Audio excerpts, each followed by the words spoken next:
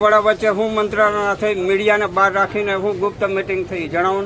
સમગ્ર અમરેલી જિલ્લામાં તાલુકે સરકારી પડતર જમીન અને ટોચ મર્યાદાના કાયદા નીચે લગભગ 5000 એકર જમીન જે દલિત સમાજના ખેત મજૂરોને નાના ખેડૂતોને ફાળવેલી એવી જમીનોમાં 4 દિશામાં ખૂંટ મારીને આટલા દાયકાઓમાં તંત્ર દ્વારા માપણી કરવામાં આવી હતી।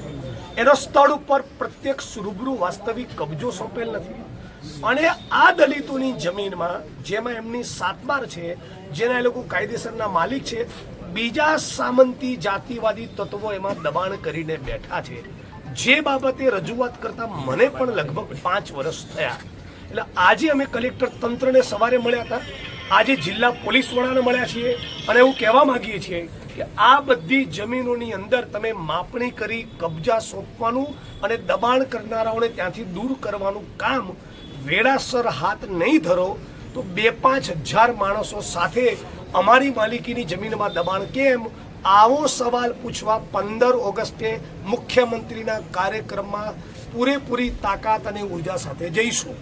મોટા કડિયા કેસમાં પ્રશ્ન થાય તો એની જવાબદારી પોલીસ તંત્ર પ્રશાસનની રહેશે।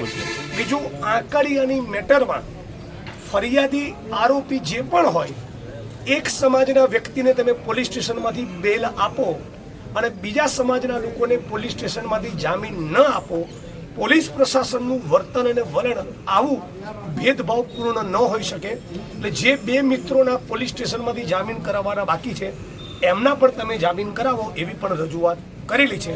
કસ્ટોડિયલ ટોર્ચરની એક મેટરમાં સુંદરવા પરિવારને દીકરો ગુમાવેલો 10 વર્ષ પહેલા, એને લેખિતમાં જે તે વખતના કલેક્ટરે બાહેધરી આપેલી કે તમને પણ ખેતીની જમીન મળશે।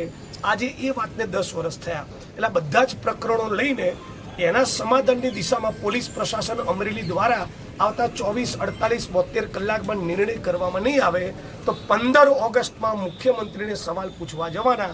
જોડે જગદીશ વિશ્વકર્મા હશે તો એને પણ પૂછવાના કે તમે આજે સવારે દોઢ ડાપણ તો કર્યું કે વ્યસન ના કરતા યુવાન મિત્રો, તમારા વતનના તાલુકા વડગામ જ્યાં હું ધારાસભ્ય છું ત્યાંના અડ્ડા ક્યારે બંધ કરાવવાનો છો મિસ્ટર વિશ્વકર્મા, અને અમરેલીમાં ક્યારે બંધ કરવાનો છો એ સવાલ પણ પૂછીશું ભાઈ।